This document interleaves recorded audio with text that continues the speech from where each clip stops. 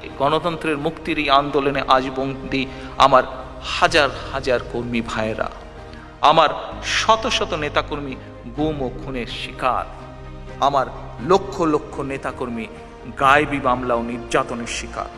তারপরেও এই দলের নেতাকর্মীরাই রাজপথে আছে। এই দলের নেতাকর্মীরা তারপরেও গণতন্ত্র উদ্ধারের যুদ্ধ থেকে পিছনে ফিরে আসেনি। তারপরেও এই দলের নেতাকর্মীরা সাহসে বুক বেঁধে যখনই প্রয়োজন হয়েছে এগিয়ে যাচ্ছে। আজ এটাই প্রমাণিত হয়েছে যে দূরে বসে সমালোচনা করা সহজ ব্যাপার, রাজপথের থেকে প্রতিবাদ করা অনেক কঠিন ব্যাপার। যেই কঠিন কাজটি আমার নেতা কর্মীরা সাহসের সাথে করে যাচ্ছেন। প্রমাণিত সত্য যে বিএনপি দেশের স্বার্থে, মানুষের অধিকার রক্ষার্থে একমাত্র দল যার কোনো বিকল্প নেই। শত অত্যাচারেও বিএনপির নেতাকর্মীরা আজ ঐক্যবদ্ধ।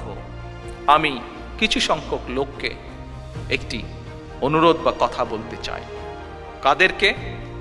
যারা নিরাপদ দূরত্বে থেকে অনেক সময় বলেন বা অনেক সময় বিএনপির ব্যর্থতা খুঁজতে ব্যস্ত থাকেন, তাদেরকে বলবো, তাদেরকে অনুরোধ করব।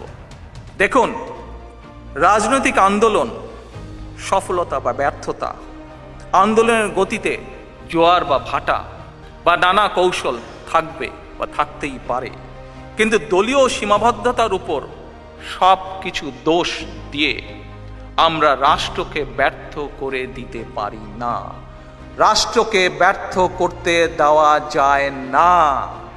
কারণ আজ আপনি হয়তো নিরাপদ দূরত্ব থেকে এই সমালোচনা করছেন, কিন্তু অবস্থা যদি এইরকম হয় যে রাষ্ট্রই ব্যর্থ হয়ে যায়, সেদিন কিন্তু আপনার সেই নিরাপদ অবস্থান নিরাপদ নাও থাকতে পারে।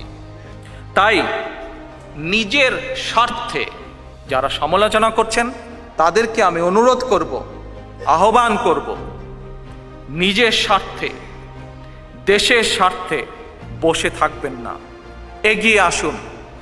দেশের, রাষ্ট্রের আজ ভীষণভাবে প্রয়োজন আপনার সহযোগিতা, আপনার সাহায্য, আপনার উপস্থিতি।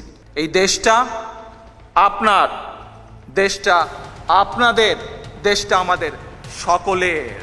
কাজেই আমাদের সকলকে এগিয়ে আসতে হবে, সকলকে হতে হবে ঐক্যবদ্ধ, সকলকে ভূমিকা রাখতে হবে যার যার অবস্থান থেকে।